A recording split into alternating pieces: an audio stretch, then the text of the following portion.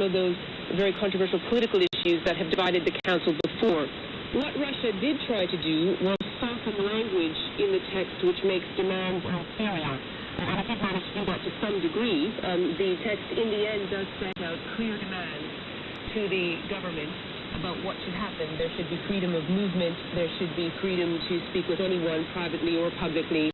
There should be security guarantees, that sort of thing. Now, the Russians raised an objection sort of in terms of the Syrian sovereignty, and they said that this is really something that needs to be done with the consent of the Syrians. And they did get a phrase in the text saying Ban Ki-moon and the Syrian government should consult over the terms of the big monitoring team. But nevertheless, I think the resolution sets it out quite clearly that these are conditions expected for even the advanced monitors. Meanwhile, in Syria itself, anti-government activists say rocket and tank fire has killed at least 17 people in Homs. And security forces are reported to have shot dead 4 people in Aleppo during the funeral of a demonstrator who was killed on Friday.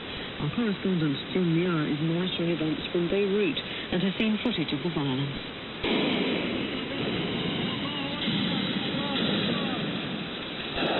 In parts of Homs, it's questionable how much of a ceasefire there is left for the UN observers to monitor. After some initial sporadic shelling, hostilities developed into a full-scale battle, mainly focused on the district of Karabis. It and several other quarters came under heavy rocket and tank fire from army troops. Internet video posted by activists showed an apocalyptic scene with smoke from explosions swirling through devastated streets as the sound of heavy gunfire echoed around. Activists said it was impossible to reach some of the casualties. Government tanks and armored vehicles could be seen maneuvering in nearby streets. Homs was not the only trouble spot. Among others was the country's second city, Aleppo, in the north. Activists said security forces opened fire on a funeral protest there, causing heavy casualties.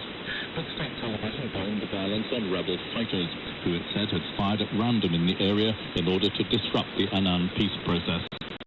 Clearly, unless the outside powers whose influence brought about the ceasefire agreement knew those pressures, especially the Russians on Damascus, but also those connected with the opposition, there's a severe risk of the truce collapsing completely, making it hard for any observer mission to operate.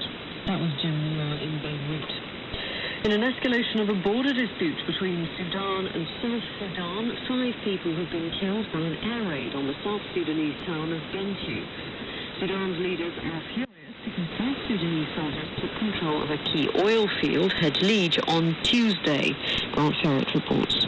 There have been many dire predictions of a return to war since South Sudan officially became independent last July, after decades of civil war with the government in Khartoum.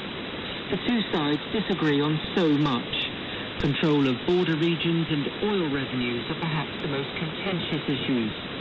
But the South's decision to send troops across the border and to seize Hedlige, the North's main oil production centre, is the most alarming of the many confrontations so far. Speaking to the BBC, the Vice President of South Sudan, Riek Machar, denied that his country initiated the latest violence. We are the victims in this matter. We only responded from aggression. We are a young nation. We cannot be engaged in war except if we are defending ourselves. We are defending ourselves in this case. Hedlige is our territory. Those assertions are rejected by the Sudanese government, which has warned that it not only intends to recapture the area, but could push much further south. For the second time in several days, the southern town of Bentiu has come under aerial bombardment.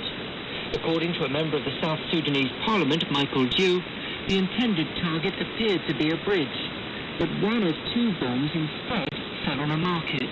Those who died, most of them they are raided in the marketplace. I think it's targeted the bridge. You want to destroy the bridge. This is the road we use when we go to Khartoum. Both sides are used to brinkmanship, and both are used to fighting. The danger, though, is that what began as a demonstration of military strength by the South could get out of control and lead to a full-scale resumption of war. That was Grant Sherritt. The first talks on the Iranian nuclear program for 15 months have ended in Istanbul, with both sides expressing satisfaction with the progress made and a promise to hold a further round of talks in Baghdad next month. Iran's secret enrichment of uranium has raised suspicion that it intends to develop nuclear weapons.